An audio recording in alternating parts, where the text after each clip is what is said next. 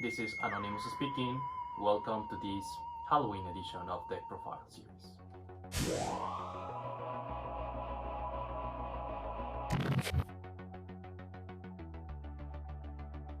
Hello everybody, this is BP7 and welcome to this Halloween edition of the Profile series. Today's choice is Rakdos Death Shadow. This deck is like the perfection of Grixis Death Shadow, John Death Shadow, 4-color Death Shadow. This deck is like the best deck of the best version of Death Shadow combined with the best version of Prowess. So basically it's like Grixis Death Shadow, Iset, Prowess combined all together to get perfection. This deck for me is the best choice to get into a modern tournament. This deck is so powerful, this deck is so consistent. This deck features a lot of the new cards from Zenic Rising, like Scourge of the Skyclaves. Scourge of the Skyclaves is really a powerful card. It's like the second copy of Death Shadow that you are running in your deck. Actually, it's better than Death Shadow, to be honest. And also, you are playing another card like Agbeam's Awakening. This card is also great. It can be used also as a land to prevent you a lot of mulligans, and also it's like a boosted shockland because you can pay 3 lives to get this card into the field, then Thoughtseize, and then you're paying 5 life total, like if you were fetching shockland and then using Thoughtseize. So this card is great. Grixis Death Shadow still on the meta right now. However, I think that Rakdos is more consistent to play. So if you are thinking about playing an aggro deck but also mid tempo, I think this is your best choice. On top of that, you can also take advantage of Lurus. Lurus as a companion is extremely amazing, and you get abuse of a lot of cards with Lurus. What else can I tell you of this deck? This deck has removals, this deck has damage generators, and this deck has also protection for your creatures in the form of a white card that I will tell you, that is Apostle's Blessing. Apostle's Blessing is a really good card. You can also pay it with life, so you can protect your Death Shadow, you can protect your Scourge of the Skyclaves, you can protect your own Lurus. So this card is really good, and you can also use Unearth, and you can also use Seal of Fire, using those cards with Lurus and get your creatures back. So this deck is really good. It's very consistent. I was meant to play a tournament yesterday. Thank God it got cancelled. I don't know, I was really excited to play, but you know, the safety is first. This was my choice to play that tournament. So without any further comments, guys, let's move into the deck. First of all, I really wanted to thank you all, guys. You're such amazing, the channel is growing. Thank you for subscribing, thank you for following the Instagram page. It's really appreciated. It really means a lot for me. This is my little project and I hope to keep growing. So let's move into the deck, guys. For the creatures, we have a playset of Scourge of the Skyclaves. This is one of the main guys of the deck. This is our second and perfected copy of Death Shadow. Basically, Scourge of the Skyclaves can be a 1919 beat stick. It's a really boosted card, nobody sees it coming, and when it hits the battlefield, it's really hard to kill. Unless you're playing black, or you're playing mirror match, or you have Path to Exile, Fatal Push, or another removal that can interact with Scourge of the Skyclaves, it's really hard to kill. Red cards cannot kill it because Lightning Bolt cannot kill this guy. This guy is really powerful. Scourge of the Skyclaves is one of the main guys of this deck. You really want to have this guy. with along with a protection card like Apostle Blessing is really hard to beat. So basically you get this guy on the field and then you play Timur Battle Rage and it's game. So for copies of Scourge of the Sky, please. Then we have our next main guy is Death Shadow. Death Shadow is an old friend that you may know. Death Shadow gets -X, where X is your total life. So basically the Shadow can only be a 12/12, but along with the Scourge of the Skyclaves, you get a whole team of powerful creatures. So the Shadow again is really hard to kill in the not early game, in the mid-late game, because it will be most of the times 6/6, 7/7, 8/8, and along with the Scourge of the Skyclaves is a very good team. So that's Shadow. Then we have another MVP, that is Bomard Courier. Bomard Courier is a recent addition to the deck. Nobody played this guy before. However, I think one guy made it to the finals and actually won the tournament of one of the Modern Challenge like 2 weeks ago, 3 weeks ago, using Bomard Courier. I tried this guy. He's really good. Early game, you get a bunch of cards, and your opponent has to decide whether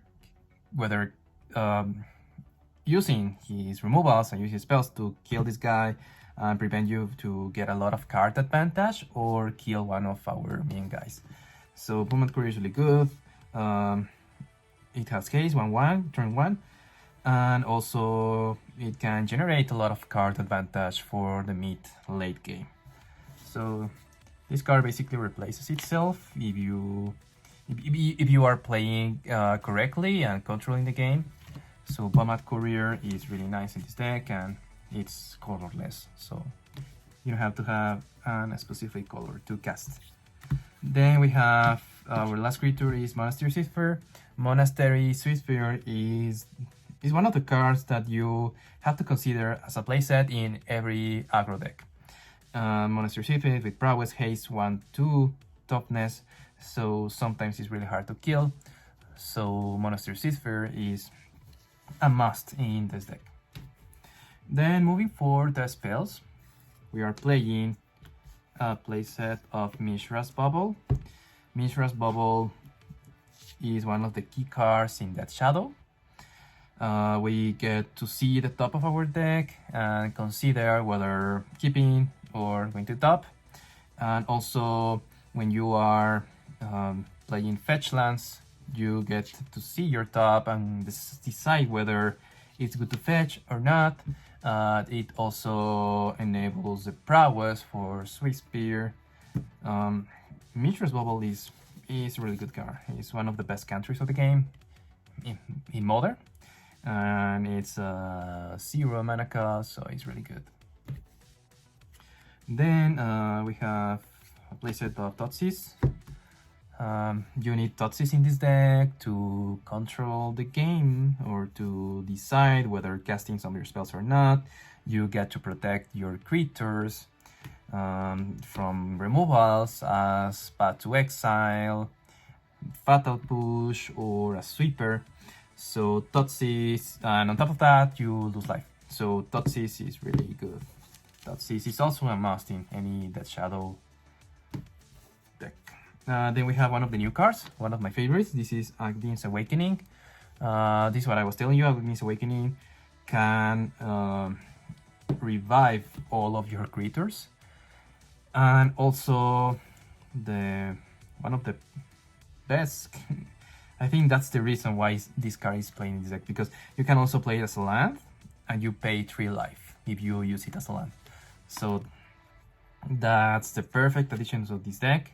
We can place a land turn 1, pay 3 life, and then use Totsis, 5 life total. And in the next turn, you can play Death Shadow, or you can play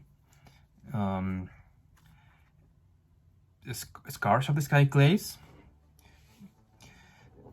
Basically not the Shadow, but you can play Scars of the Sky Clays, and along with protection of Apostle's Blessing, and basically you are close to happy game.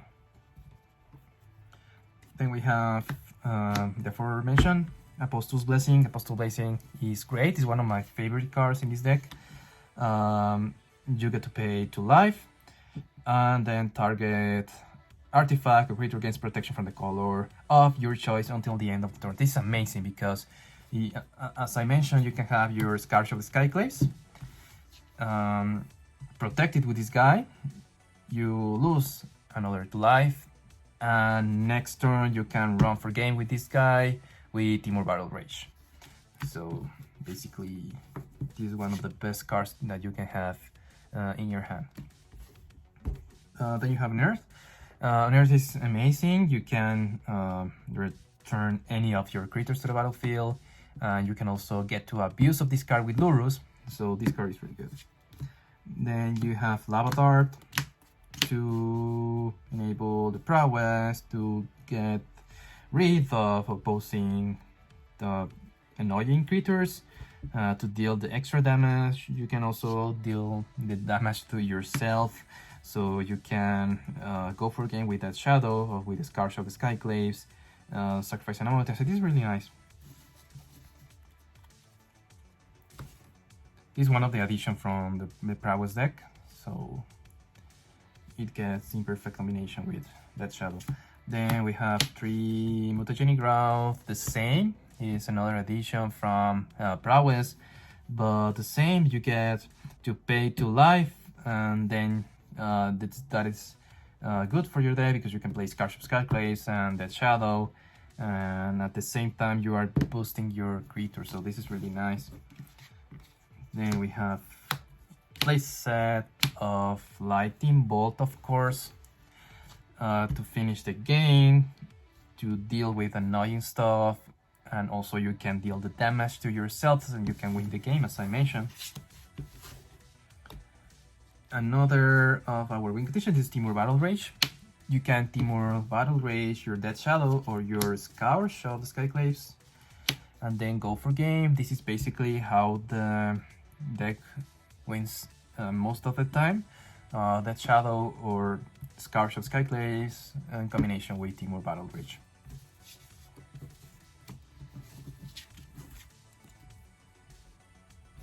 Then we have another card that you can abuse of it with Lurus, is Seal of Fire. 2 damage, sacrifices 1 mana, and then you can sacrifice and deal 2 damage to target creature or player, so you can abuse of this with Lurus.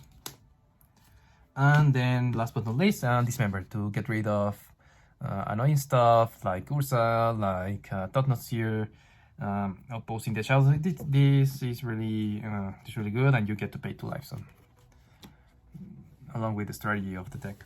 Then for the mana base, we have the Fetch Lands, triple Scalding Tarn, a playset of Bloodstained Mire.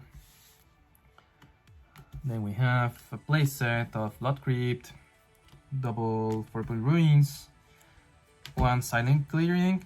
I prefer Silent Clearing over Sunbaked Canyon because I prefer the black. Just because I can go turn 1 Thoughtseize.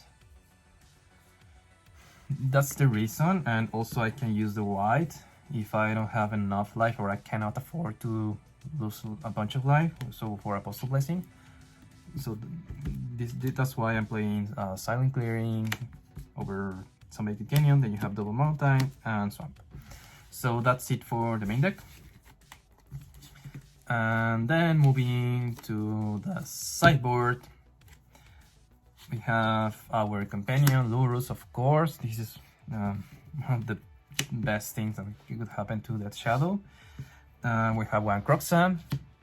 Kroxa is really good as a tempo guy. Kroxa can be a bit stick, can get rid of your opponent's hand and deal damage. So 1 Kroxa is nice. We have triple Fatal Push in case of mirror match, or if we are playing against prowess or any other creature base, we can get rid of almost anything in the meta right now except of Primeval Titan and kind of like that. But Fatal Push is really good. It's one of the best removals in Modern. We have double cleansing Wildfire. This is one of the hottest cards right now in the meta.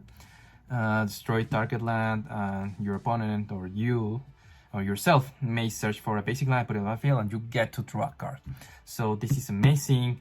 I think I'm gonna put 3 in the sideboard against Tron, against yourself. So like against Tron, against Titan, against a bunch of decks.